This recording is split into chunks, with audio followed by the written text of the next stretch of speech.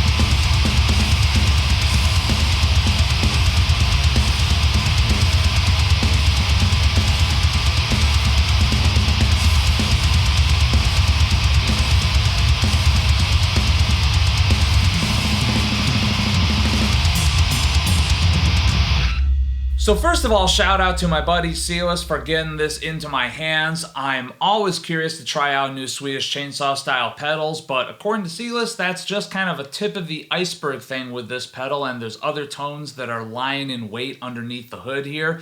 But first, let's talk about the specs of this just a little bit. We've got a heavy duty powder coated metal enclosure with this awesome graphic on it. Heavy duty switch, we've got a bright as fuck LED in the middle of it. Control layout, we've got very familiar level, bass, middle, and treble, the black knobs across the top. Gain control is this orange knob right in the middle. And then we've also got a switch that switches on the tightness and the boost, which act a little bit in opposition of each other as far as what my tone demo is going to show you in a little bit. The boost kind of thickens things up quite a bit, and the tightness, just as it sounds like, makes it a little bit tighter. So using them in conjunction with each other, you get some interesting tones. But enough of my talking about it, let's just go into it so you guys can hear what this pedal sounds like. For the purposes of the tone demo, I will be using my Solar S1.6 Pubba, which is loaded with Duncan's Solar humbuckers, one of my favorite modern metal sets of pickups that's out there, so you get something that is being used by a lot of different players today, so you guys can get a feel for how the pedal sounds. As far as what I'm going to be running it into in the tone demo, I am going to be running it through this, the Master Effects Marauder preamp pedal, which is meant to emulate that classic Blue Stripe PV Bandit that when used in conjunction with a Swedish chainsaw type pedal like the Boss HM2, that was the sound that was on all those classic records back in the day. So I figured what better way to test out this pedal than using something that emulates the OG amp that it used to get run through. Besides that, we're also going to be running it in front of my Mesa Boogie triple rectifier Rev G so that you guys can see how it does in front of an already heavily distorted amp and see how it acts as a boost. Okay, so the very first thing is let me show you guys kind of the clean-ish tone that I'm working with here.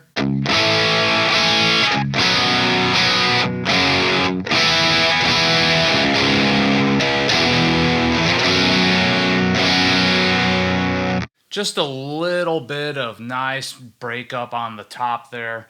But now let's kick on the pedal. All the knobs are set at noon. The tightness boost switch is set to off.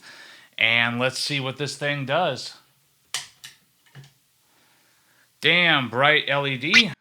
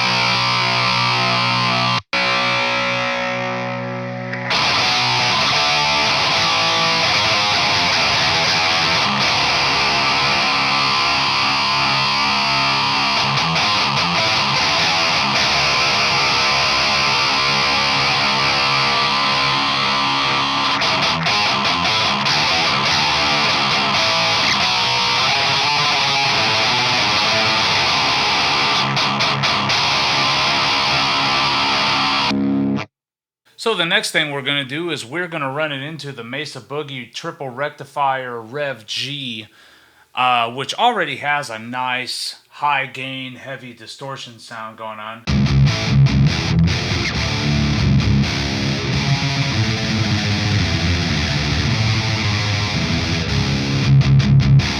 Kind of a nice, typical Mesa, very, very heavy low end there. Let's see what this pedal does as a boost in front, because a lot of people have told me that may be where this pedal shines, despite how awesome it sounds as a typical chainsaw. So let's give this a shot. All the knobs facing up at noon.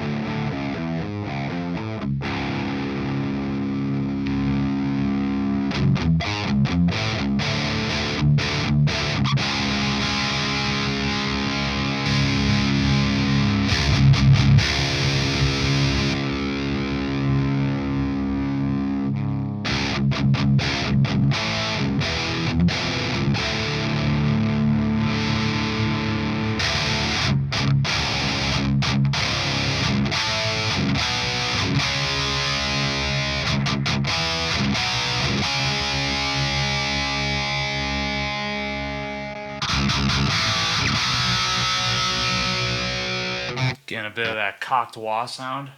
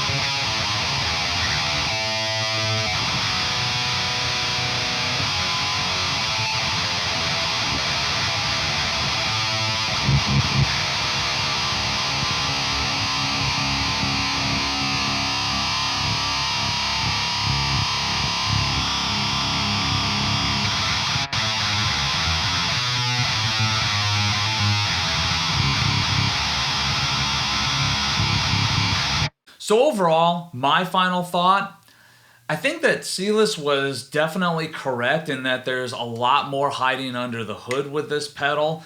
If you manipulate the knobs, if you're not shy about manipulating the knobs and branching out beyond your typical let's dime everything and get the Swedish chainsaw tone thing, then you'll discover that there's a lot more going on with this. Using it in front of an already heavily distorted amp yielded some really interesting tones. In my opinion, an even better Swedish chainsaw tone was being had by running this as a boost and still relying heavily on the tone stack that's in here to shape it into that sort of super grimy chainsaw territory, but also dialing back the gain knob and manipulating the tightness and the boost, and also dialing back the tone stack yielded something that honestly kind of emulates some really classic metal tones in my opinion, just with a little bit more to them, which I thought was kind of cool. Will I end up using it as that? Probably not. I've got a lot of other boost pedals here, but if you wanted something as a studio tool that can give you a boost sound that's a bit more unique and is integrating in a little bit of that classic Swedish chainsaw type tones, then this is honestly a pretty awesome pedal for that. But you can also do the typical thing, dime all the knobs, maybe dial back the middle and the treble just a little bit to find that little sweet spot in there and get some grimy, thick, juicy chainsaw tones the OG way of just diming everything, and it's awesome. It sounds grimy, it sounds disgusting in the best ways possible, and honestly, this pedal is pretty fucking rad. But Arnold, what are you drinking today? I am so glad that you asked. Today I am having St. Arnold Pumpkinator, but wait Arnold, you already did that. That's correct, but I did not do the one that's aged in bourbon barrels with coffee. One of the things that a lot of folks have told me with regards to St. Arnold Pumpkinator is that it's one of those beers that even though there's a fervor for the regular one and people chase after that one, they really chase after the ones that are aged in bourbon barrels and sometimes are blended with coffee, sometimes with vanilla, sometimes with other stuff too, to create more interesting, unique flavor profiles. I say, yeah, let's give it a shot. Let's see if that's for real or not. As always, Oh, that is a lot more interesting. More on that in a second. As always, the full review of this is going to be posted to the Arnold Drinks YouTube channel. Link is in the description below, but also, hey, there you go. Right there is the channel's URL. So right away, one thing that I'm noticing that's different versus the regular Pumpkinator is there's a substantial lack of pumpkin spice in the aroma. Whereas with the regular Pumpkinator, it seemed like there was so much pumpkin spice coming through in the aroma that didn't translate in the palate. This is a little bit different. Like there's a little bit of that sort of autumnal spiciness in there, but not to the same degree as the other one. Cheers, let's check it out.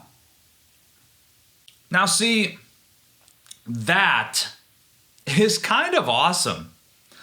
So you get a bit of a note of vanilla in there, but that coffee is coming through in a big way. The booziness is coming through in a balanced way. It's not overpowering the beer. It's just kind of elevating the flavors therein.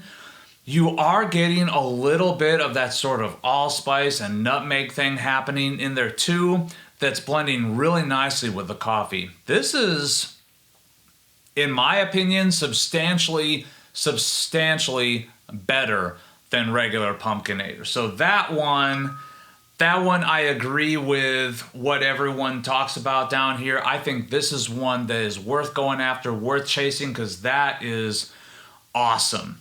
That is fantastic. So thank you guys so much for tuning in. Please remember to like this video, subscribe to this channel. Tons more of this content to come. And as always, remember, take what you do seriously, but do not take yourselves too seriously.